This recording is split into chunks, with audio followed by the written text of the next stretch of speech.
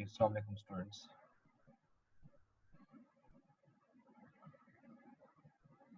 Okay, आज हम next topic शुरू करना है। शुरू करने से पहले अगर कोई क्वेश्चन हो जो आपने किए हैं उसमें से कोई क्वेश्चन करना चाहे तो पहले कर लें। रेशियो एनालिसिस इंटरप्रिटेशंस में से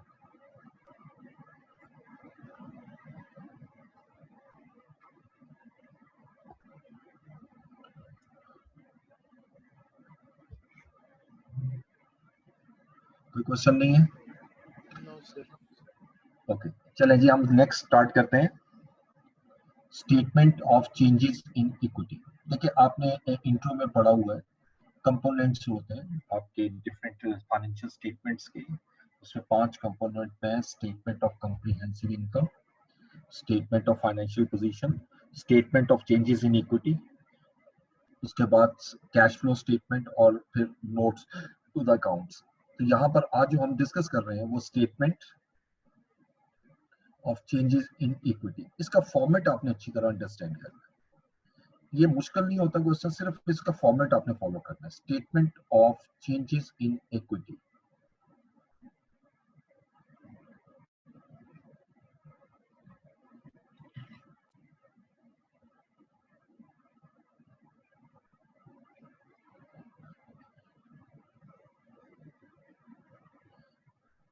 अच्छा, इसके फॉर्मेट में आप क्या क्या चीज आती है? इक्विटी की आइटम्स। सबसे पहले तो आप लिखते हैं शेयर कैपिटल। शेयर कैपिटल,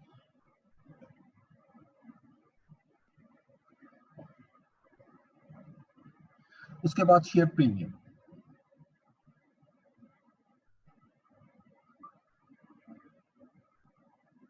अच्छा शेयर प्रीमियम के बाद फिर हमारे रिजर्व्स आते हैं। अब रिजर्व्स को हम 2 हिस्सों में डिवाइड करते हैं, कैपिटल रिजर्व और रेवेन्यू रिजर्व। अब कैपिटल रिजर्व में सबसे पहले जो हम लेते हैं, इसमें कोई तरतीब नहीं होती, जो जो जो दिया हो वो ले लेते हैं। इसमें नॉर्मली जैसे एक्सचेंज रिजर्व है, ये को कि आप पढ़ोगे तो IAS 21 FR2 में, लेकिन एज एन एक्सचेंज रिजर्व वो दे सकता है, कैलकुलेट नहीं करवाएगा, आपको अमाउंट दे देगा, एक्सचेंज रिजर्व। इसके अलावा कैपिटल रिजर्व होता है,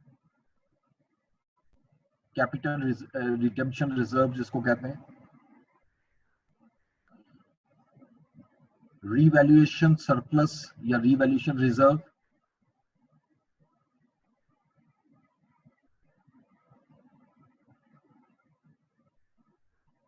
अच्छा इसके बाद फिर हमारे रेवेन्यू रिजर्व शुरू हो जाते हैं। ये मैं सारे ओवरऑल बना रहा हूं, लेकिन सारे क्वेश्चन में ये सारे नहीं दिए होते, यानी एक क्वेश्चन के अंदर ज्यादा से ज्यादा 4 होंगे, 3 होंगे, 5 होंगे, ये तो अभी बहुत ज्यादा हो जाएंगे। अब इसमें 2 रेवेन्यू रिजर्व होते हैं, जिसमें एक होता है जनरल रिजर्व, इसको हम हिडन रिजर्व भी कहते हैं। यानी ये एक ऐसा रिजर्व होता है जो किसी स्पेसिफिक पर्पस के लिए क्रिएट नहीं किया होता, in order to meet the contingency of general reserve create कर देते हैं। और उसके बाद सबसे आखिर में आता है रिटेन्ड प्रॉफिट्स, रिटेन्ड अर्निंग्स जिसको कहते हैं, और फिर एंड पे हम एक टोटल का कॉलम भी ऐड करते हैं। अच्छा, statement of changes in equity में है क्या? मीनिंग से देखिएगा। स्टेटमेंट एक ऐसी स्टेटमेंट जिसमें इक्विटी में जो चेंजेस आ रही हैं पूरे साल में, फॉर द ईयर एंडेड, मिसाल के तौर पे अगर 31 दिसंबर 2018 है तो 1 जनवरी 2018 से लेकर 31 दिसंबर 2018 तक जो चेंजेस आ रही हैं इक्विटी में वो सारी आपने शो करनी होती है, किस किस वजह से। अब इसमें 2 फॉर्मेट होते हैं, एक जो आपकी बुक में दिया हुआ है सिंपल फॉर्मेट है, अब उसको भी यूज कर सकते हैं, उसमें कोई हर्ज नहीं है, लेकिन मैं जो फॉर्मेट ले रहा हूँ वो एक्चुअली वो है जो प्रैक्टिकल सिचुएशन में हम बनाते हैं हेडिंग वाइज। इसमें सबसे पहले तो हम स्टार्ट लेते हैं ओपनिंग बैलेंस से, बैलेंस ब्रॉट डाउन, यानी जब साल शुरू हुआ था तो एज एट, अब मैं डेट वैसे ही डाल रहा हूँ समझाने के लिए, 1 जनवरी 2018। अब इसमें जो जो बैलेंस हमें दिया होगा वो हम यहाँ पर पुट कर देंगे तमाम चीजों, और इसका टोटल यहाँ आएंगे। ये पिछले साल की स्टेटमेंट ऑफ फाइनेंशियल पोजीशन में हमारी शो हो रही होंगी वैल्यूज। अब इसमें सबसे पहले हमारा IAS 8 लगता है, वो भी आपके सिलेबस में नहीं है, लेकिन आपको अमाउंट दे सकता है।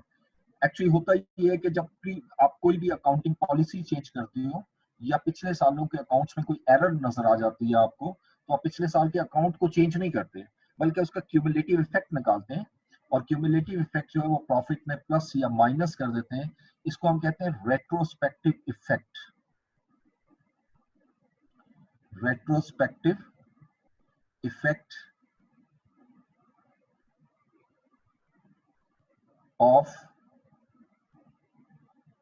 चेंज इन अकाउंटिंग पॉलिसी, ये पूरा लिखते हैं हम, चेंज इन अकाउंटिंग पॉलिसी, अगर मेरी अकाउंटिंग पॉलिसी की वजह से आ रहा है, या प्रायर ईयर एरर।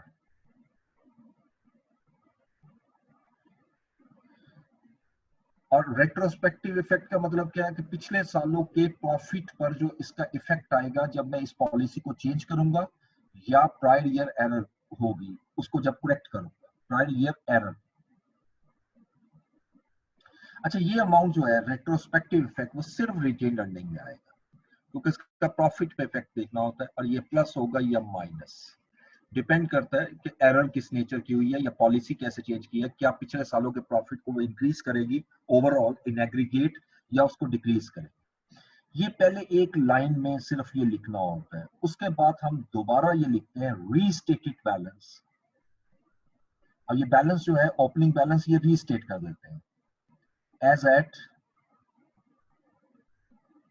1 जनवरी 2018, और इसमें सारी वैल्यूज वही आएंगी जो ऊपर दी हुई है स्वाय रिटेन्ड अर्निंग के।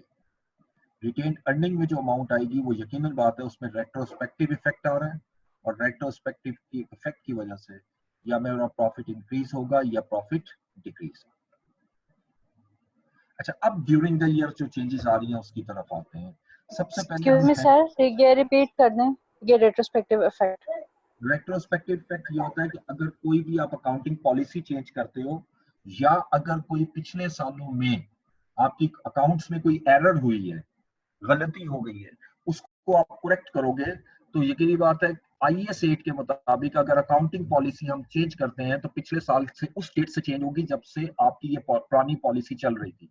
मसलन 2018 के अकाउंट्स आप बना रहे हो, और 2015 में आपने एक पॉलिसी अडॉप्ट की थी, और 2018 में उसको चेंज कर रहे हो।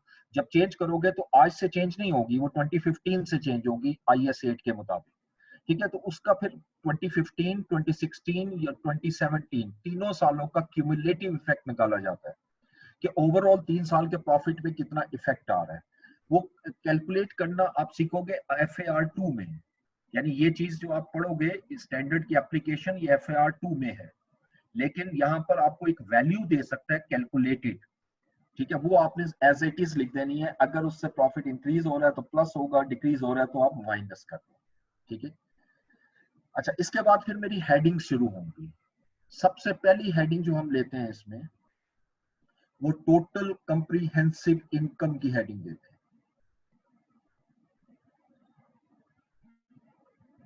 टोटल कंप्रीहेंसिव इनकम के दो पार्ट होते हैं, एक टोटल कंप्रीहेंसिव इनकम का पार्ट होता है profit, net profit after tax. अब जितना भी साल का प्रॉफिट है 2018 का, नेट प्रॉफिट आफ्टर टैक्स,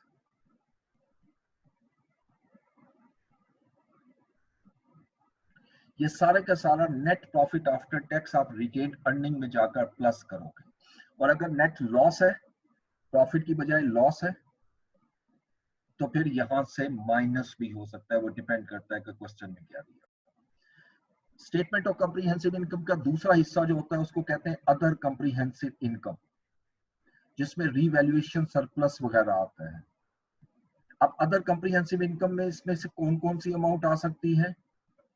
एक एक्सचेंज रिजर्व आपको दे सकता है अदर कंप्रीहेंसिव इनकम में, और एक कैपिटल रिजर्व, सॉरी ये कैपिटल रिजर्व में रेज कर रहा हूँ, रीवैल्यूएशन रिजर्व। और ज्यादा जो आपके सिलेबस से रिलेट करता है वो रीवैल्यूएशन रिजर्व है, रीवैल्यूएशन सरप्लस IAS 16 के मुताबिक। ठीक है, ये जो दो अमाउंट मैंने लिखी है, इन दोनों अमाउंट को हम इस तरह बॉक्स बना लेते हैं। इसमें चूंकि कोई अमाउंट नहीं है जिसका टोटल नहीं लाएगा, इसमें भी कोई अमाउंट नहीं आती, ये भी नील होगा। अब ये जो एक्सचेंज रिजर्व है ये अदर कंप्रीहेंसिव इनकम के थ्रू आता है, जितना टोटल होगा वो आप यहाँ लिखोगे। ये टोटल रिप्रेजेंट कर रहा है टोटल कॉम्प्रिहेंसिव इनकम को। इसी तरह कैपिटल रिजर्व में अभी मैं नील करूंगा, इसमें कोई अमाउंट नहीं आएगी। देन रीवैल्यूएशन रिजर्व में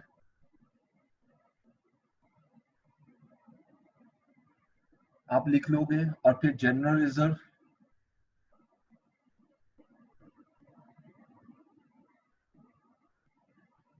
और उसके बाद रिटेन अर्निंग। ये साथ साथ हम टोटल करते रहते हैं दिस वन, और यही फिर जो टोटल आएगा ये नेट प्रॉफिट आ जाएगा जो स्टेटमेंट ऑफ कॉम्प्रिहेंसिव इनकम में आ रहा है, या नेट लॉस, और फिर ये total revalue other comprehensive income आ जाएगी। इसको जब मैं टोटल करूंगा, this one is the total comprehensive income. ठीक है, अब ये जो अमाउंट्स मैंने इसके दरमियान में लिखी हैं, ये जो नजर आ रही हैं आपको टिक लगाए हुए, ये अब आपने नहीं लेनी टोटल में, क्योंकि टोटल में ये अमाउंट आएगी, तो ये डुप्लीकेट ना हो जाए, डुप्लीकेशन ना हो, इसे अवॉइड करना है, इसलिए हम टोटल करते हैं कि टोटल अमाउंट ले। ठीक है, उसके बाद सेकंड हेडिंग होती है हमारी distribution to share holders. Distribution to share holders. अब साल के दौरान आप शेयर होल्डर्स को क्या चीज डिस्ट्रीब्यूट कर रहे हैं?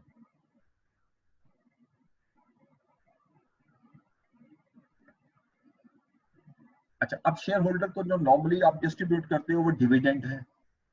अब डिविडेंड दो किस्म के होते हैं पेमेंट के पॉइंट ऑफ व्यू से, इंटरिम और फाइनल। इंटरिम डिविडेंड वो डिविडेंड होता है जो ड्यूरिंग द ईयर पे किया होता है, और एक होता है interim dividend, final dividend. Final dividend वो होता है जो कि इस साल का डिविडेंड अगले साल पे होगा, यानी इस साल जो पे हो रहा है डिविडेंड वो फाइनल ऑफ प्रीवियस ईयर है, वो इस साल का नहीं पे हो रहा, वो पिछले साल वाला पे हो रहा है, और इंटरिम पे हो रहा है। पहले फाइनल डिविडेंड आप पे करते हो, फिर इंटरिम लेते हो। फिर इसी तरह पेमेंट पॉइंट ऑफ व्यू से दूसरे तरीके से देखें तो ये दो किस्म के डिविडेंड होते हैं, कैश डिविडेंड और बोनस डिविडेंड। कैश डिविडेंड वो डिविडेंड होता है जो कैश की फॉर्म में आप पे करते हैं, और बोनस डिविडेंड ये होता है कि आप शेयर्स की फॉर्म में पे कर रहे हैं। तो अब ये दोनों में शो करूंगा, चाहे इंटरिम हो या फाइनल हो। ठीक है, एक इसमें आएगा cash dividend. Cash dividend,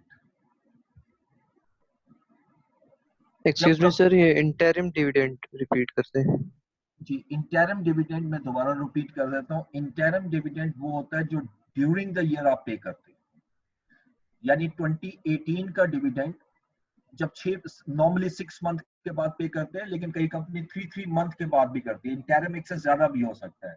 interim dividend वो डिविडेंड है जो उसी साल से रिलेट करता है और उसी साल में पे हो, यानी 2018 से रिलेट कर रहा हो और इसी साल में पे हो during the year, end of the year नहीं, ड्यूरिंग द ईयर, वो हमारा इंटरिम डिविडेंड। और फाइनल डिविडेंड वो होता है, अब जैसे 2018 का जो फाइनल डिविडेंड है वो कब अनाउंस होगा? 18 में, और लेकिन पेमेंट 18 में नहीं होगी, पेमेंट 19 में होगी। तो इसलिए जो यहाँ statement of changes in equity में आप ला रहे होते हो डिविडेंड, वो फाइनल डिविडेंड वो होता है जो पिछले साल का है, कि उसकी पेमेंट आप इस साल कर रहे हैं। और जहां तक ताल्लुक है आपका इंटरिम, वो हमेशा आएगा। ठीक है, इंटरिम वो डिविडेंड है जो उसी साल से रिलेट करता है, और हाफ ईयरली अकाउंट्स की बेसिस पर, 3 मंथ के अकाउंट्स की बेसिस पर आप एक डिविडेंड पे करते हो, उसको आप नाम देते हैं इंटरिम डिविडेंड। ठीक है, अब कैश डिविडेंड जितना भी है, जब भी आप डिविडेंड दोगे तो आउट ऑफ रिटेन्ड अर्निंग होता है। ठीक है, ये रिटेन्ड अर्निंग से माइनस होगा, ये मैं सारे नील कर रहा हूं।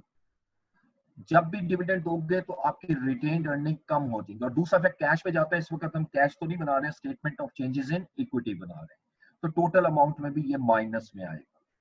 ये हमारी रिटेन्ड प्रॉफिट को कम कर देते हैं। जैसे प्रॉफिट आया तो रिटेन अर्निंग बढ़ी, डिविडेंड दिया तो माइनस की। सोल ट्रेडरशिप में आप पढ़ चुके हो, कैपिटल में नेट प्रॉफिट ऐड होता है और ड्राइंग्स माइनस होती है। तो dividend is like a drawings.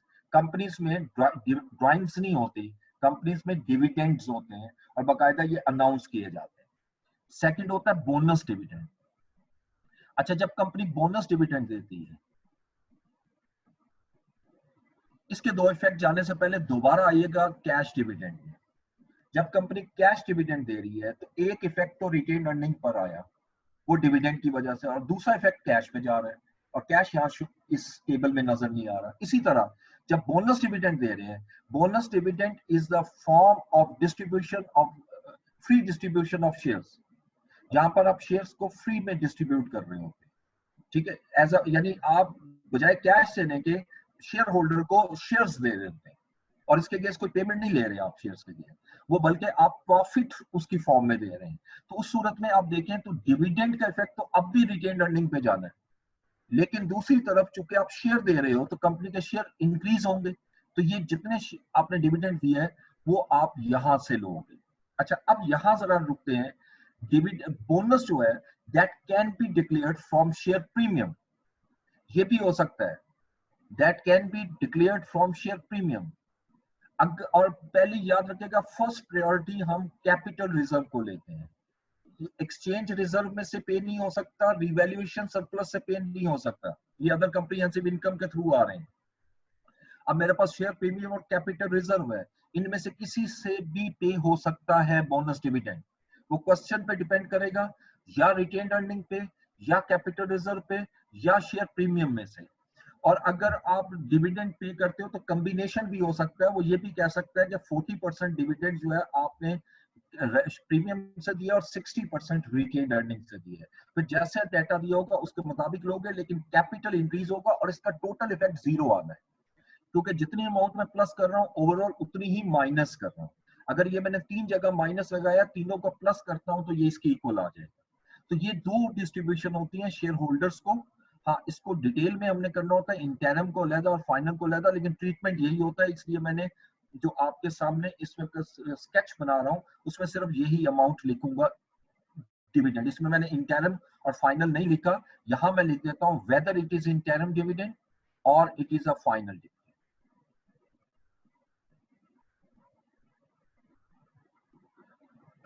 अच्छा, इसी तरह हम इन सबको टोटल कर देंगे, यहां पर भी इसका टोटल माइनस में आएगा, इसमें कोई अमाउंट नहीं आ रही,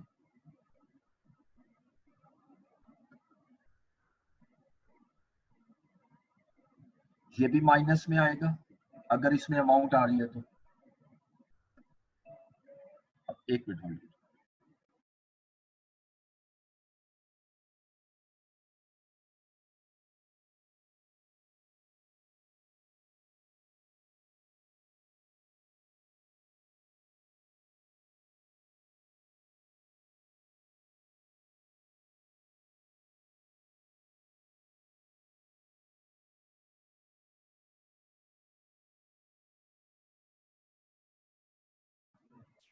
जी, तो रीवैल्यूएशन सरप्लस,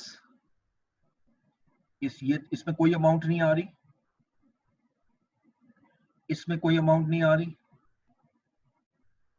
और रिटेन अर्निंग में अगर ये दोनों जगह आ रही है तो दोनों प्लस हो जाएंगे और अमाउंट माइनस में आएगी, माइनस माइनस प्लस होकर अमाउंट यहाँ आ जाएगी, और टोटल में सिर्फ एक ही अमाउंट आएगी, क्योंकि दूसरा मैंने बताया अल्टीमेट जीरो होता है। अच्छा, उसके बाद तीसरी हेडिंग आ जाए others. Excuse me sir, sir ये जो टोटल कॉम्प्रिहेंसिव इनकम में नेट प्रॉफिट और अदर कॉम्प्रिहेंसिव इनकम के ये जो वैल्यूज का इफेक्ट बताया आपने ये हेडिंग्स में, ये दोबारा बता दें, मुझे समझ नहीं आया। देखें, आपकी एसओसीआई के 2 पार्ट होते हैं, एक आप पहले प्रॉफिट एंड लॉस निकालते हो, सेल से शुरू करते हो और नेट प्रॉफिट तक आते हो। इससे नीचे फिर अदर कॉम्प्रिहेंसिव इनकम होती है, जिसमें रिवैल्यूएशन सरप्लस या एक्सचेंज रिजर्व होते हैं, ठीक है। ये अलग टोटल होता है, ये सेपरेट टोटल होता है, और इसके बाद ग्रैंड टोटल होता है जिसको कहते हैं टोटल कॉम्प्रिहेंसिव इनकम।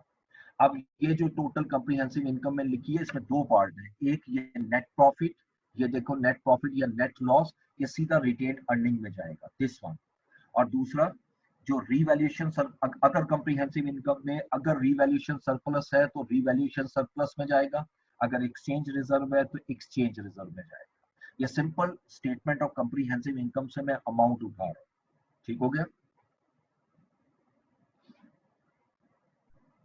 अच्छा जी, अब अदर्स की तरफ आते हैं।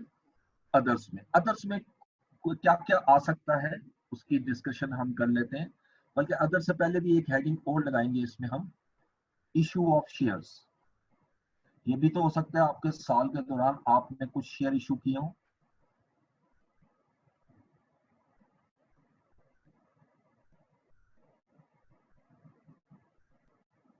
Issue of shares. अच्छा, बोनस की फॉर्म में जो शेयर इशू किए हैं वो तो आपके आ चुके हैं, ये देखिएगा ये प्लस हो चुके हैं। अब यहाँ पर कौन से शेयर हैं जो आपने, दो किस्म के शेयर आते हैं यहाँ पर, एक वो जो पब्लिक को ऑफर किए, यानी जिसको पब्लिक ऑफरिंग कहते हैं। मजीद कंपनी जब शेयर इशू करती है तो बाकायदा एक प्रोस्पेक्टस इशू करती है, आपने कंपनी लॉ में पढ़ा हो, और प्रोस्पेक्टस के थ्रू पब्लिक को इनवाइट करती है कि वो हमसे शेयर बाय करें, और पब्लिक जिस वक्त उसके अगेंस्ट रिस्पॉन्ड करती है तो कंपनी के पास कैश आता है और उसके अगेंस्ट भी कंपनी उनको शेयर्स इशू करती है। ये जो शेयर इशू कर रही है इसका इफेक्ट कहाँ कहाँ जाएगा, एक शेयर कैपिटल में और एक हमारा जाएगा शेयर प्रीमियम, क्योंकि ये कंपनी जो शेयर इशू करती है वो शेयर कैपिटल और वो प्रीमियम पे इशू करती है। प्रीमियम क्या होता है, जो शेयर की पार वैल्यू से ज्यादा अमाउंट आप ले रहे होते हो उसको हम नाम देते हैं शेयर प्रीमियम। मसलन एक शेयर जो है वो पार वैल्यू, उसकी फेस वैल्यू जो है वो 10 रुपीज है, और आप पब्लिक को ऑफर कर रहे हो यानी शेयर इशू कर रहे हो आप 18 रुपीज पे। मार्केट प्राइस इस वक्त 18 है तो आपने 18 पे इशू कर दिया, because people are willing to pay rupees 18 right now. अब आपके पास तो 18 रुपीज कैश आया, जिसमें 10 रुपीज शेयर कैपिटल कंसिडर हो जाएगा, और जो एक्स्ट्रा अमाउंट है 8 रुपीज जो आपको मिल रही है, दिस इज शेयर प्रीमियम। और कंपनीज का शेयर प्रीमियम बहुत हाई होता है। आज इस वक्त अगर स्टॉक एक्सचेंज में देखें तो कई शेयर्स आपको 10 रुपीज का शेयर 500 रुपीज में भी मिलेगा मार्केट से, इसका मतलब 490 उसमें सिर्फ प्रीमियम है। तो प्रीमियम पार वैल्यू से जो एक्स्ट्रा अमाउंट होती है उसको हम प्रीमियम का नाम देते हैं। पब्लिक ऑफरिंग के बाद सेकंड होता है हमारा राइट इशू। राइट इशू, अच्छा अब राइट इशू क्या है, this is also an issue of share, लेकिन इसमें और इसमें फर्क क्या है जरा देखिएगा। राइट को हम डिफाइन करते हैं, right is the share which is given to existing share holder. It is a right which is given to existing share holder. पहली चीज यहीं से क्लियर हो गई। पब्लिक ऑफरिंग के थ्रू जो आप शेयर इशू कर रहे हो वो पब्लिक को ऑफर कर रहे हैं, any one can buy the share. Right share सिर्फ और सिर्फ उनको दिए जा रहे हैं, उनको आप ऑफर कर रहे हो जो हमारे एग्जिस्टिंग शेयर होल्डर है, यानी मीन जिन्होंने पहले हमसे शेयर बाय किया।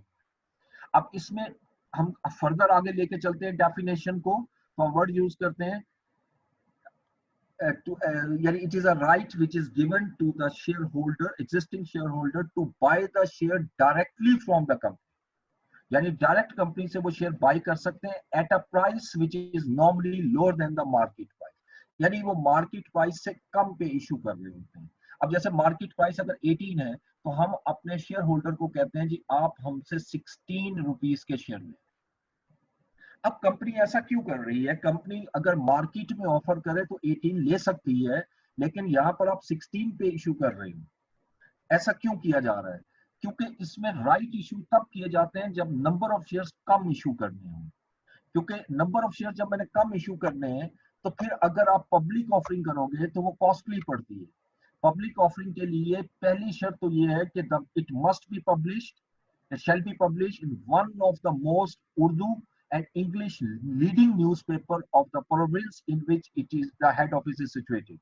ये कंपनी लॉ के अंदर आपने पढ़ा हुआ है, यानी जिस आपके प्रोविंस में वो रजिस्टर्ड है, अगर पंजाब में है तो इसका मतलब पंजाब का जो लीडिंग न्यूज़पेपर है, एक उर्दू और एक इंग्लिश, उसमें प्रोस्पेक्टस को आप बाकायदा पब्लिश करवाओ। अब जब पब्लिश करवाते हैं तो मिलियंस ऑफ रुपीस की कॉस्ट होती है उसमें।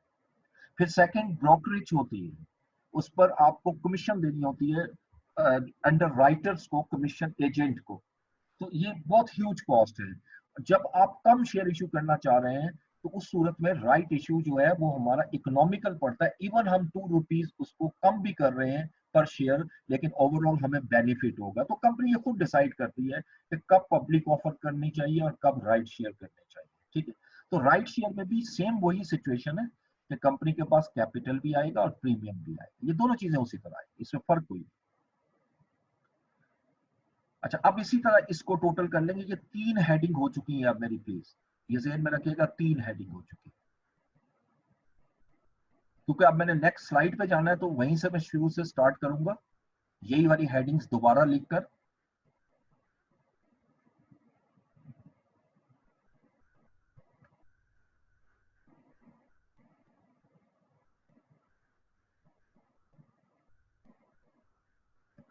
और इसका टोटल यहां आ जाए। अब ये ध्यान में रखिएगा, ये मेरे पास 3 टोटल आ चुके हैं। एक तो ओपनिंग बैलेंस है, ये वाला नहीं, ये वाला रीस्टेटेड, ये एल कर रहा हूं। एक मेरा है कंप्रीहेंसिव इनकम का टोटल, एक मेरा टोटल है डिस्ट्रीब्यूशन टू शेयर होल्डर्स, और एक मेरा है इशू ऑफ शेयर्स। ठीक है, उसके बाद नेक्स्ट, अब मैं नेक्स्ट स्लाइड ले रहा हूं। इसमें कोई क्वेश्चन करना है तो पहले पूछ लो, फिर मैं आगे मूव करता हूं।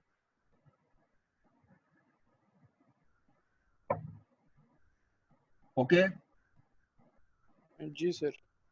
क्योंकि ये जब क्वेश्चन करेंगे तो ज्यादा क्लियर होगा। अभी तो ये बहुत ज्यादा मैंने चीजें लिखी हुई है, इतना कोई लंबा क्वेश्चन नहीं होता इसका।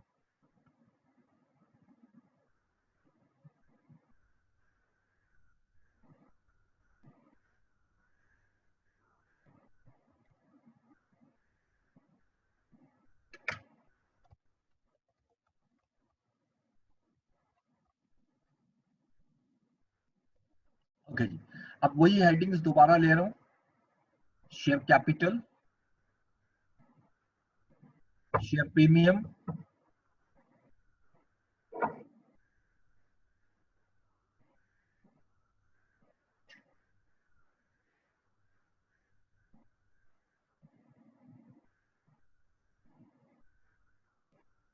उसके बाद मैं पहले कैपिटल रिजर्व लिख रहा हूं, उससे कोई फर्क नहीं, आगे पीछे हो जाए। ये कैपिटल रिजर्व, फिर एक्सचेंज रिजर्व, पिछली स्लाइड में मैंने एक्सचेंज पहले लिखा था। देन रीवैल्यूएशन सरप्लस, उसके बाद रेवेन्यू रिजर्व्स आ जाएंगे 2, और जो रेवेन्यू रिजर्व है उसमें सबसे पहले हमने पढ़ा था जनरल रिजर्व, और आखिर में रिटेन्ड अर्निंग। जब ये सारी हेडिंग कंप्लीट हो जाती है तो फिर सबका टोटल भी मुझे चाहिए होता है। It's a requirement of this sheet. इस स्टेटमेंट की रिक्वायरमेंट है IAS 1 की, और यहां पर आप लिख दोगे टोटल का। अच्छा, अब लास्ट हेडिंग जो है वो अदर्स की है। अदर्स में अब क्या क्या आ सकता है? सबसे पहले मैं ले रहा हूं ट्रांसफर टू रिजर्व्स।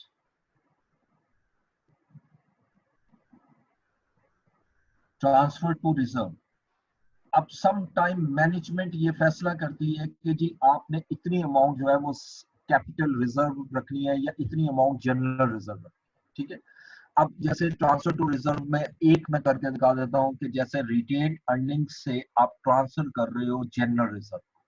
इसका मतलब है कि आप इस साल में इतना जनरल रिजर्व मजीद क्रिएट कर रहे हैं। जो भी रिजर्व क्रिएट होगा फ्रॉम रिटेन अर्निंग्स होगा, रिटेन अर्निंग से हमेशा माइनस होगा, और जिस रिजर्व को क्रिएट कर रहे हो उसमें जाकर हम इसको ऐड करते हैं।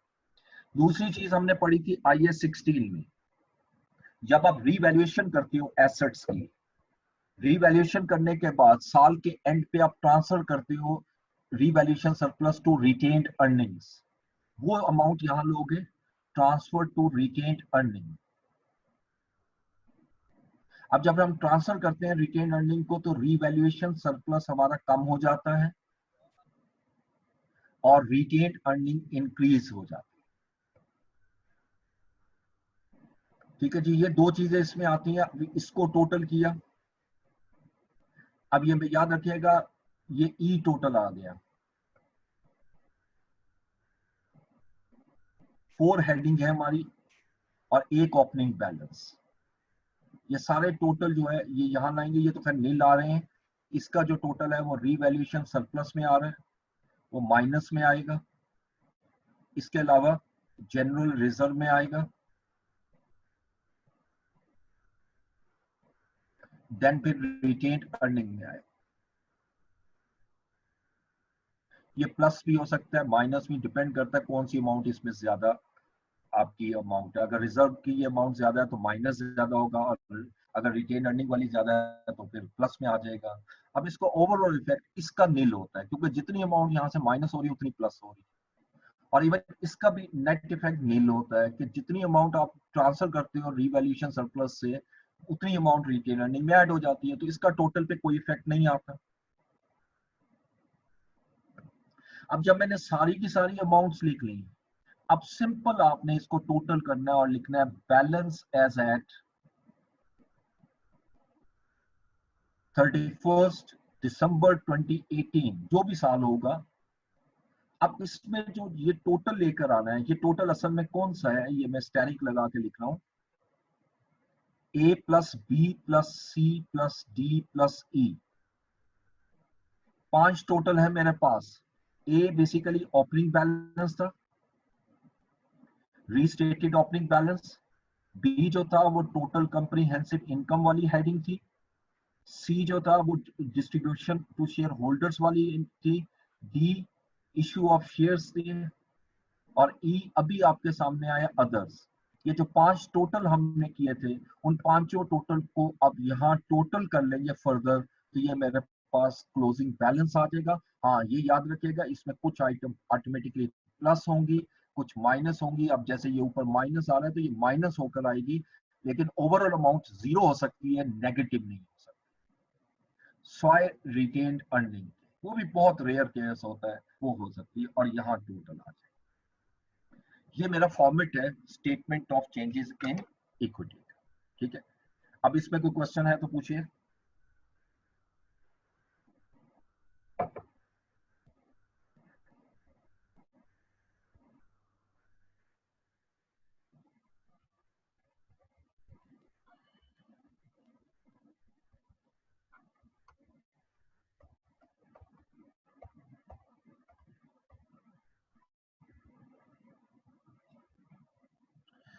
अच्छा, अब इसमें सर कुछ टर्मिनोलॉजीज हैं, वो मैं आपसे जरूर शेयर करूंगा, वो क्वेश्चंस में यूज कर सकता है।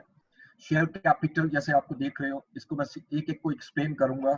शेयर कैपिटल क्या होता है, जो भी शेयर आप इशू करते हो उसकी जो फेस वैल्यू है उससे मल्टीप्लाई कर दो तो वो शेयर कैपिटल है। ठीक है, एक शेयर जो है वो नॉर्मली 10 का होता है, ये 100 का भी हो सकता है, 1 रुपी का भी हो सकता है। तो जितने शेयर आप इशू कर रहे हो उसको मल्टीप्लाई कर दो उसकी पार वैल्यू से, तो वो कैपिटल है। व्हाट इज अ प्रीमियम, ये भी अभी मैंने डिस्कस किया कि अगर एक शेयर 10 रुपीज का और आप 18 रुपीज में इशू कर रहे हो तो 8 रुपीज पर शेयर प्रीमियम है, और जितने शेयर इशू कर रहे हो उससे मल्टीप्लाई कर देंगे तो वो अमाउंट आ जाएगी। एक वर्ड होता है रिडेम्पशन। रिडेम्पशन का मतलब क्या है, वापस लेना।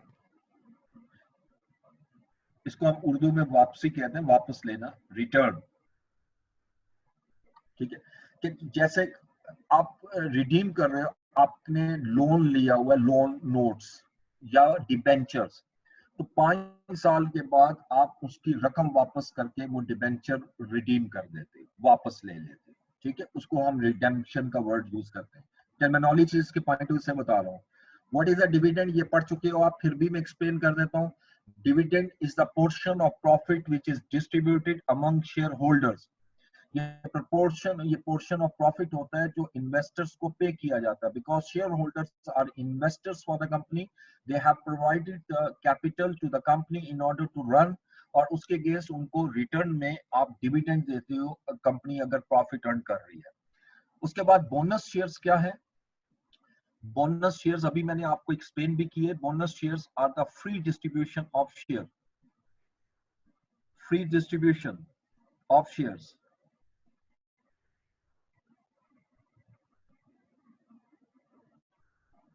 बोनस इश्यू को हम स्क्रिप इशू भी कहते हैं।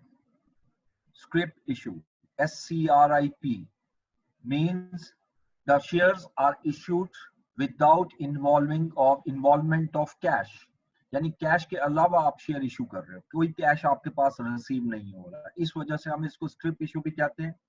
दूसरा कैपिटलाइजेशन इशू भी कहते हैं।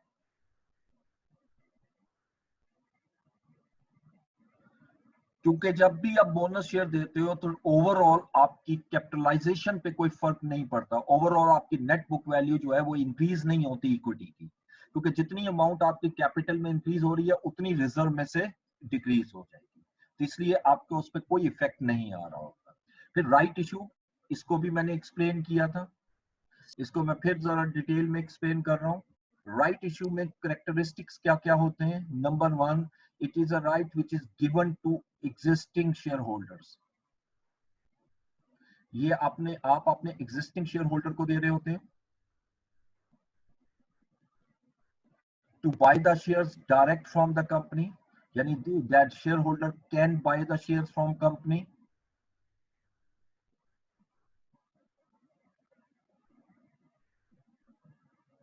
और ये राइट है, राइट का मतलब है कि अगर खरीदना चाहें तो खरीदें, नहीं खरीदना चाहते तो ना खरीदें, इसमें कोई रिस्ट्रिक्शन नहीं है। और उसके बाद नेक्स्ट, लेकिन ये इतने फेवरेबल टर्म्स होते हैं कि कोई भी जो इन्वेस्टर है वो इस चीज से इनकार नहीं करता, उसको पता है कि अगर 16 रुपीज में आज शेयर खरीदूंगा तो 18 में मार्केट में सेल कर दूंगा, तो उसको 2 रुपीज का तो प्रॉफिट आ जाएगा। नंबर 3, अगर मैं इसकी बात करूं तो इसमें जो प्राइस होती है वो normally lower then market price होती है, जिसकी मैंने अभी आपको लॉजिक भी समझाई क्यों लो होती है, लोअर देन मार्केट प्राइस।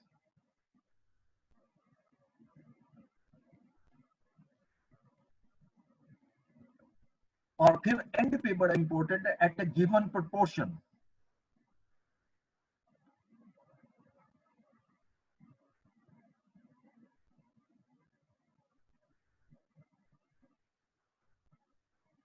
ठीक है, गिवन प्रोपोर्शन का मतलब क्या है, यानी ये जो आप अमाउंट पे कर रहे हो, जो भी आप यानी शेयर दे रहे हो, वो ये अपनी मर्जी से शेयर नहीं खरीद सकते, उनको एक प्रोपोर्शन दिया जाता है। फॉर एग्जांपल आप कहते हो 1 for 4, इसका मीनिंग क्या है कि जिस शेयर होल्डर के पास 4 शेयर्स हैं वो एक शेयर खरीद सकता है। अब देखिए मिस्टर ए जो है, सपोज उसके पास 5000 शेयर्स हैं ऑलरेडी, तो ये नहीं है कि उसको राइट मिला तो वो जितने मर्जी शेयर खरीद ले, नहीं, उसको राइट मिला है 1/4, यानी वो सिर्फ 1250 शेयर्स बाय कर सकता है, इससे ज्यादा शेयर बाय नहीं कर सकता। तो इसलिए ये कम शेयर इशू करने के लिए हम राइट शेयर को अक्सर यूज करते हैं। अच्छा, उसके बाद ये टाइप्स आ रही हैं आपके पास शेयर कैपिटल की। ठीक है, शेयर कैपिटल के में ऑथराइज शेयर कैपिटल पहले हम डिस्कस करेंगे। Authorise share capital,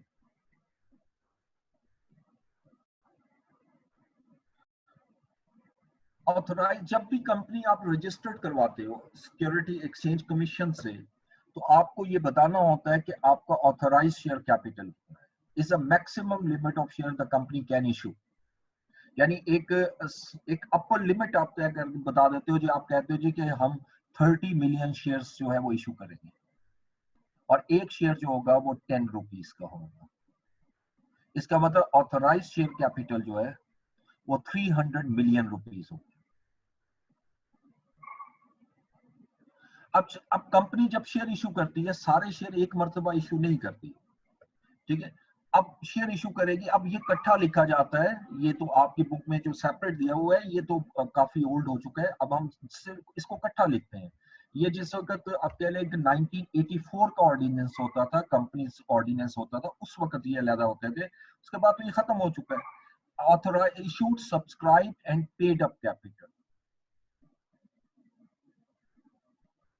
and paid up. अब ये कंबाइन क्यों लिखा जाता है, उसकी भी रीजन बता देता हूँ। देखिए, पहले मैकेनिज्म ये होता था लॉ के अंदर कि कंपनी जब शेयर इशू करती थी, मिसाल के तौर पे एक 10 रुपीज का शेयर है, अगर कोई भी शेयर खरीदना चाहता है वो पहले कंपनी को एप्लीकेशन देगा। जब एप्लीकेशन दे रहा है तो ये 10 रुपीज पे नहीं कर रहा, वो हमें 2 रुपीज पे करता था। मैं एग्जाम्पल से 2 लिख रहा हूँ, ये 3 भी हो सकता है। उसके बाद फिर अलॉटमेंट, जब उसका शेयर एक्सेप्ट हो जाता थी एप्लीकेशन, तो फिर अलॉटमेंट होती थी।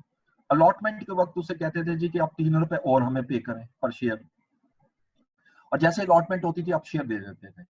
अब उसके बाद फिर कॉल आती थी, उसको कहते थे first call, second call, final call. मैं वर्ड सिर्फ कॉल लिख रहा हूँ। अब कॉल करते थे, वो एक से ज्यादा भी हो सकती थी, मैं एक ही कॉल कर रहा हूँ, 5 रुपीज। अब यहाँ पर तो समझ में आता है इशूड कैपिटल क्या है, सब्सक्राइब क्या है, पेड अप क्या है। अब इस वक्त जो हमारा कंपनीज एक्ट चल रहा है उसके मुताबिक अगर 10 रुपीज का शेयर है तो हम 10 रुपीज में इशू करेंगे, यानी एप्लीकेशन के वक्त ही हमें 10 मिल जाए। और जिस वक्त एप्लीकेशन एक्सेप्ट होगी तो हम उसको शेयर दे देंगे, एप्लीकेशन रिजेक्ट होगी तो हम ये रकम वापस कर देंगे। तो लिहाजा अब इशूड, सब्सक्राइब और पेड अप इक्वल होता है। सब्सक्राइब कैपिटल वो होता है जो पब्लिक ने सब्सक्राइब किया, जो हमें पेमेंट की है। पेड अप कैपिटल जिसके अगेंस्ट हमें पेमेंट रिसीव हो चुकी है, और इशू कैपिटल वो है हुआ जिसके अगेंस्ट हम शेयर इशू कर चुके हैं। ये तीनों आप चुके 10 रुपीज है, इसलिए अलहदा नहीं लिखा जाता, अब इसको कॉम्बिनेशन में लिखा जाता है। अब जैसे 15 हमने इस वक्त 10 मिलियन सिर्फ शेयर इशू किए, तो हम लिखेंगे 10 million shares at a rate of 10 each, ये 100 मिलियन आ जाएगा।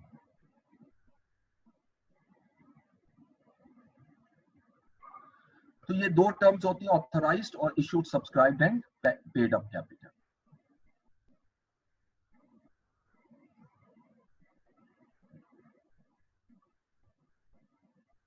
अब ये नीचे फॉर्मेट आ जाता है, ठीक है जी। अब एक आधी एग्जांपल जरा देख लेते हैं, छोटी सी। सर एक्सक्यूज मी जी सर, जो बाकी रेशियो एनालिसिस के क्वेश्चंस है वो इंक्लूडेड है सिलेबस में? सारे इंक्लूडेड है अच्छा, तो उसमें जी।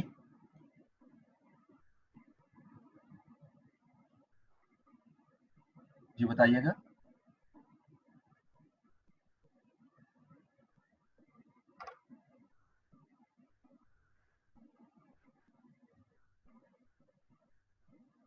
Excuse me sir, kindly redemption भी बता दूं। क्या बता दूं?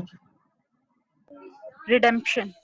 रिडेम्पशन, देखिए रिडेम्पशन अक्सर होता है बॉन्ड्स वगैरह की। शेयर्स की तो रिडेम्पशन नहीं होती, बॉन्ड्स की होती है, या प्रेफरेंस शेयर्स की होती है। बॉन्ड्स या डिबेंचर्स, ये बॉन्ड्स या डिबेंचर्स या प्रेफरेंस शेयर्स, ये आप इशू करते हो एक स्पेसिफाइड टाइम पीरियड के लिए। मतलब 5 साल के लिए मैंने बॉन्ड ले लिए, इशू किए, तो एक किस्म का ये लोन लिया है पब्लिक से, ठीक है। जब 5 साल गुजर जाएंगे तो मुझे ये रकम वापस करनी है। जब मैं ये रकम वापस करूंगा तो उनसे शेयर वापस ले लूंगा, शेयर लेकर उनको उसके अगेंस्ट पेमेंट कर दूंगा, या बॉन्ड्स लेकर उनके अगेंस्ट पेमेंट कर दूंगा। This is not as redemption. Discharge of liability, this is non as redemption. जी। अब एक आधा क्वेश्चन देख लेते हैं छोटा सा। इसमें टोटल क्वेश्चन देख लें कितने, 1 2 4 5 6, सिर्फ 6 क्वेश्चन है, तो ज्यादा नहीं।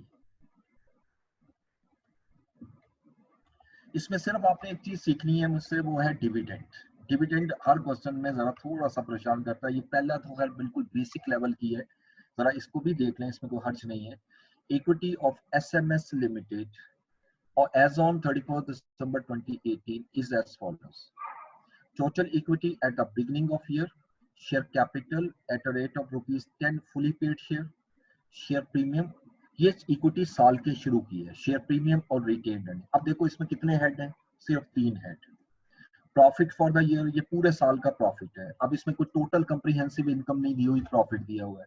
डिविडेंड डिक्लेयर्ड एंड पेड जो है वो 300 है।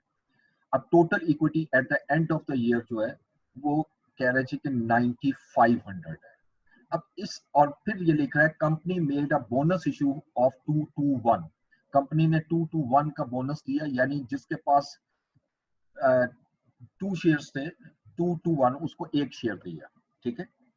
अब इसको आपने सॉल्व करना है। अगर मैं इसको statement of changes in equity बनाऊं तो ये बहुत छोटी सी statement of changes in equity बनेगी, और इसमें मुझे हेडिंग देने की भी जरूरत नहीं है, ठीक है। इसको कोई जरूरत नहीं है हेडिंग देने की, क्योंकि ये बड़ा सिंपल सा क्वेश्चन है। और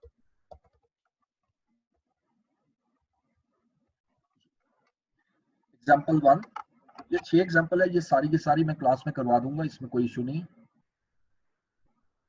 अभी ये क्योंकि 15 मिनट रह गए थे, 10 12 14 मिनट रह गए, तो मैंने कहा ये छोटी सी कर लेते हैं एग्जांपल। अब इसमें देखें, हेड लिखें पहले। सबसे पहले शेयर कैपिटल है, शेयर कैपिटल, ये पहला हेड आ गया। दूसरा हेड है share premium, share excuse me premium. Sir, जी जी, सर ये बता दें कि ये जब क्वेश्चन हम इसका सॉल्यूशन स्टार्ट करेंगे तो इसका प्रॉपर फॉर्मेट ऊपर से कैसे होगा, जैसे हम एसओसीआई का फॉर्मेट लिखते थे वैसे? फॉर्मेट सिंपल ये होगा, नेम ऑफ द कंपनी। वैसे एक क्वेश्चन मैं आपको ना पूरा करवा भी दूंगा उसके फॉर्मेट के, वो जब पूरा क्वेश्चन आएगा। Statement of changes in equity लिखोगे पूरा, statement of changes in equity, फिर लिखोगे फॉर द ईयर एंडेड, जो भी साल है ना, मतलब जैसे अभी मैंने 2018 की बात की, वो आप लिख दोगे, जो भी डेट है वो लिख, उसके बाद फिर ये नीचे हेडिंग शो करना है, ठीक है। देन अच्छा, रिटेन्ड अर्निंग के बाद बस ये 3 हेड हमें दिए हुए हैं, इसके अलावा हमारे पास कोई हेड नहीं है। रिटेन्ड अर्निंग, और एंड पे हम टोटल का कॉलम बना देते हैं। इवन इस क्वेश्चन के अंदर अगर आप देखें तो, अच्छा डेट दी हुई है बिगिनिंग ऑफ द ईयर 31 दिसंबर है, 18 है, तो अब मैं पहले लिखूंगा balance as per as at 1 जनवरी 2018। अब 1 जनवरी 2018 को बैलेंस देखिएगा, शेयर कैपिटल का बैलेंस आ रहा है 3000, शेयर प्रीमियम का बैलेंस आ रहा है 1900, और रिटेन्ड अर्निंग का बैलेंस आ रहा है 4500। अब इन तीनों को टोटल कर लेंगे, 3000 प्लस 1900 प्लस 4500, ये मेरे पास टोटल आ गया 9400। उसके बाद अब मैं हेडिंग नहीं दे रहा, ठीक है, अब मैं डायरेक्ट ले रहा हूं जो जो चीज आ रही है, क्योंकि इसमें एक एक आइटम है, प्रॉफिट फॉर द ईयर। अब इसमें कोई रेट्रोस्पेक्टिव इफेक्ट नहीं है, प्रॉफिट फॉर द ईयर। अब जो प्रॉफिट है पूरे साल का, वो इसमें किस अकाउंट में आएगा? ये 400 का प्रॉफिट है, एनी वन, शेयर कैपिटल में लूं, प्रीमियम में, रिटेन्ड अर्निंग में, any student? Retained earning. Retained yes, good. और चूंकि प्रॉफिट है इसलिए प्लस करूंगा, अगर लॉस होता तो माइनस होता। ये 400 में रिटेन्ड अर्निंग में प्लस करूंगा, और टोटल में भी 400 ऐड हो जाएगा। अब प्रॉफिट के बाद डिविडेंड डिक्लेयर्ड एंड पेड, यहां तो कोई प्रॉब्लम नहीं है, कोई बोनस नहीं है, बस सिंपल लिखा है डिविडेंड डिक्लेयर्ड एंड पेड, तो ये कैश डिविडेंड है 300 का। अब डिविडेंड जो आपने पे किया है वो किस कॉलम में आएगा, और क्या प्लस में आएगा माइनस में? जी रिटेन्ड बताइए। अर्निंग में माइनस के साथ आएगा। रिटेन्ड अर्निंग में ये माइनस होगा 300, ये माइनस हो गया।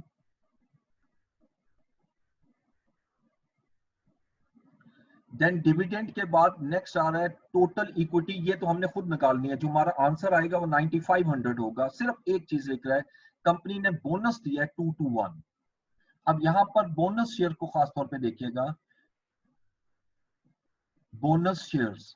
अब 2 to 1 का मतलब क्या है कि जिसके पास 2 शेयर थे उसको 1 मिलेंगे, यानी 3000 शेयर्स थे पहले, शेयर कैपिटल 3000 था, इसका 1/2 कर दो, 1500 बोनस की अमाउंट आई। ये बोनस आप कहां से डिक्लेयर करोगे? जैसे मैंने आपको बताया, जहां से मर्जी कर दो, इसमें कोई प्रॉब्लम नहीं है, चाहे प्रीमियम से करो, नॉर्मली कैपिटल से करते हैं, अब मैं यहीं से ले रहा हूं, लेकिन अगर रिटेन अर्निंग से भी करोगे तो ये गलत नहीं है। ये 1500 यहां से माइनस किया और 1500 शेयर कैपिटल में ऐड कर दिया, और इसका जो नेट इफेक्ट है वो नील आ जाएगा। नेट इफेक्ट इसका 0 होता है, इसीलिए वो मैंने वर्ड यूज किया था कैपिटलाइजेशन इशू। अब ये सारा क्लोज हो चुका है, अब इसको टोटल करें, ये आ जाएगा बैलेंस एज एट 31 दिसंबर 2018। शेयर कैपिटल बन रहा है 4500, share premium 400, retained earning plus minus करें तो ये 4600, और आप इन तीनों को टोटल कर लें, चाहे हॉरिजॉन्टल टोटल करें या वर्टिकल टोटल करें, ये सेम आएगा, 9500 बन रहा है, और ये 9500 उसने दिया भी हुआ है equity at the end of the year. ठीक है जी, ये छोटी सी एग्जांपल है, बहरहाल ये पूरी कोई इतनी मुश्किल नहीं थी। अब आइएगा क्वेश्चन नंबर 2, एग्जांपल 2। ये आप घर से भी कर सकते हो, ये भी उसी स्टाइल की है, कोई बहुत ज्यादा नहीं है लेंथी, इसको भी देख लें। Following information pertains to the draft financial statement of Park Ocean Limited (POL) for the year ended 31st December 2018. अब shareholders equity as at 1st January 2018 was as follows. Share capital है आपका 200 million, retained earning है 45 million, profit after tax 78 और other comprehensive income 12. ठीक है, अब यहाँ other comprehensive income का हेड है, उसने नाम नहीं दिया हुआ तो आप OCI लिख दोगे, हेडिंग जो लिखते हैं ना, वहां कोई रिवैल्यूएशन वगैरह नहीं लिखोगे, यही बेशक लिख दो। ठीक है, इंक्रीमेंटल डेप्रिसिएशन और revaluation of property plant and equipment 1.5 million, ये वो इंक्रीमेंटल डेप्रिसिएशन है जो एनुअल ट्रांसफर करते हो। उसके बाद cash dividend at 18% for the year ending 2017 was declared in January 2018। ये आपने 2018 का 17 का डिविडेंड 18 में पे कर रहे हो। जैसे मैंने आपको बताया था कि जो cash dividend, final dividend, mostly पिछले साल का डिविडेंड अगले साल पे होता है। फिर वर्डिंग को देखिएगा, cash dividend 18% for the year ending 2017 was declared in January 2018। तो ये डिक्लेयर भी 18 में हो रहा है और पे भी फिर 18 में होगा। ठीक है, तो ये आप इसका इफेक्ट कहां लेके जाओगे, चूंकि ये कैश डिविडेंड है, कैश डिविडेंड का इफेक्ट कहां जाता है, सिर्फ रिटेन्ड अर्निंग में से माइनस करोगे। और 18%, ये 18% किस अमाउंट का निकलता है, ऑलवेज रिमेंबर शेयर कैपिटल का, जो उस वक्त शेयर कैपिटल था उसका 18% लोगे तो वो डिविडेंड आ जाएगा। Then on 30th November 2018 POL issued 25% right share to its ordinary shareholder at 120 per share। 30 नवंबर को आपने राइट शेयर इशू किए 120 रुपए का, एक शेयर 100 का है। इसका मतलब जो 20 रुपीज एक्स्ट्रा ले रहे हो दैट इज प्रीमियम, और इसका इफेक्ट हमने पढ़ा था कहां कहां जाएगा, शेयर कैपिटल और शेयर प्रीमियम में। ठीक है, 100 रुपीज पर एक शेयर का जो है वो कैपिटल में जाएगा और 20 प्रीमियम में। During the year, the company revalued its assets to 150 million from its carrying amount of 100 million. 100 million से आपने revalue किया तो 150 million पे चला गया। ये 50 million का increase जो है ये other comprehensive income में add हो जाएगा। उसके बाद bonus issue declared during the year 31st December 2018। अब दो बोनस दिए आपने, एक इंटरम।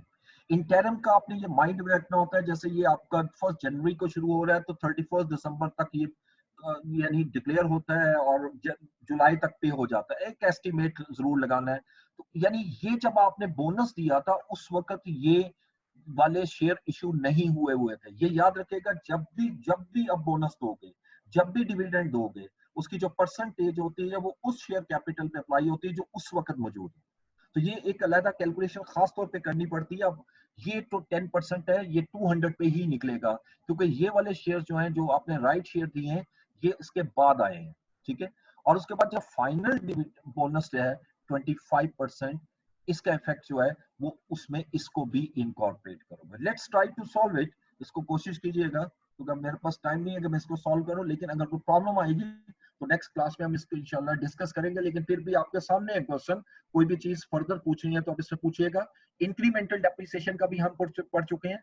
इंक्रीमेंटल डेप्रिसिएशन का इफेक्ट कहां कहां जाएगा, एक इफेक्ट जाएगा आपका रिटेन्ड अर्निंग में प्लस होगा और अदर कॉम्प्रिहेंसिव इनकम में से इसको हम माइनस कर देंगे। ठीक है जी, और कोई क्वेश्चन आपका कोई क्वेश्चन है तो प्लीज पूछिए, तो क्लास किसी वक्त भी ड्रॉप हो जाएगी।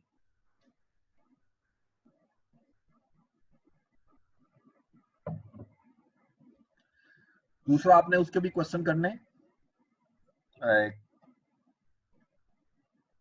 Ratio analysis. Sir incremental depreciation दोबारा बता दें। इंक्रीमेंटल डेप्रिसिएशन की आप एंट्री क्या पढ़ के आए हो, इंक्रीमेंटल डेप्रिसिएशन की रिटेन्ड अर्निंग डेबिट और रीवैल्यूएशन सरप्लस क्रेडिट IAS 16 में।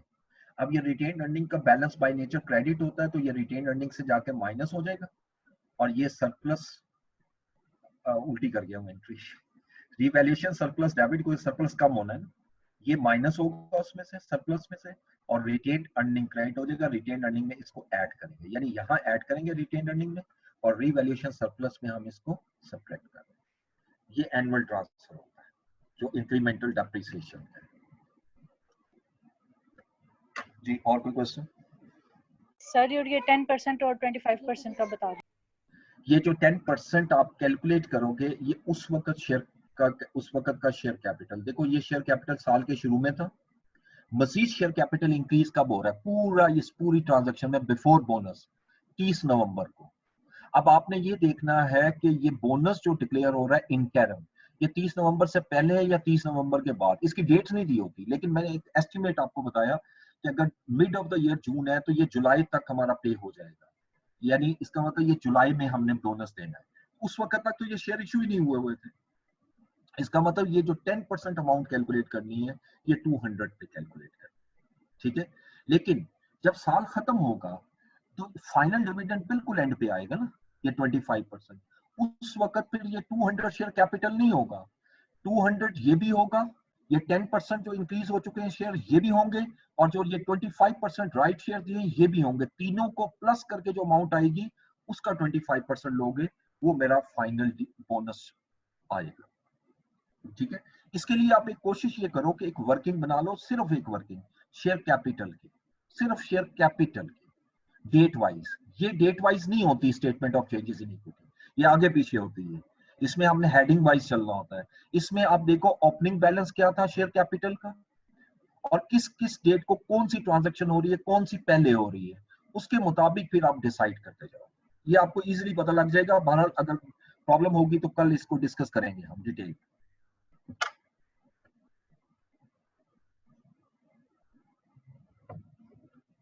जी अटेंडेंस लगा ली आपने? सर आप बेशक लीव कर दें, मैं लगा देती हूँ बीच में।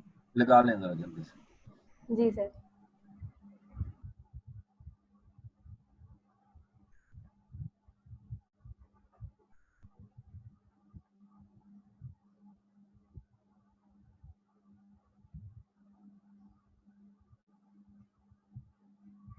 जी रिजा फातिमा, अनीकुल जमान,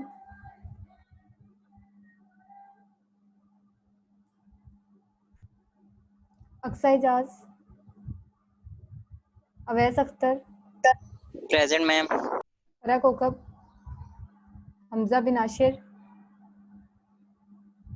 हमजा बट, प्रेजेंट, हसीब अली, खुरम खान, किंजा बसीरत, मरियम शुहेब, मेरीन एहसान, जी मरियम शुहेब प्रेजेंट थी, मौजम भट्टी, प्रेजेंट, अमन, ठीक है वो बता गया हुआ है, हसान हबीब, इर्तजा,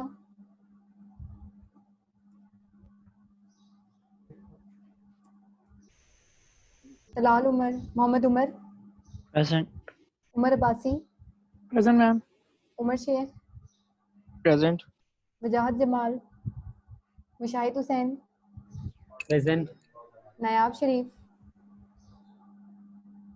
सबरीना ईमान, समन आरिफ,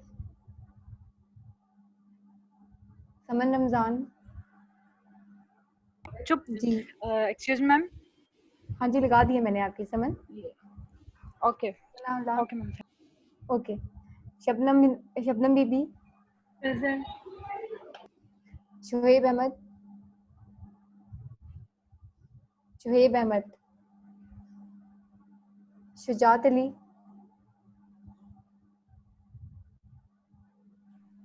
सिद्रा जबीन,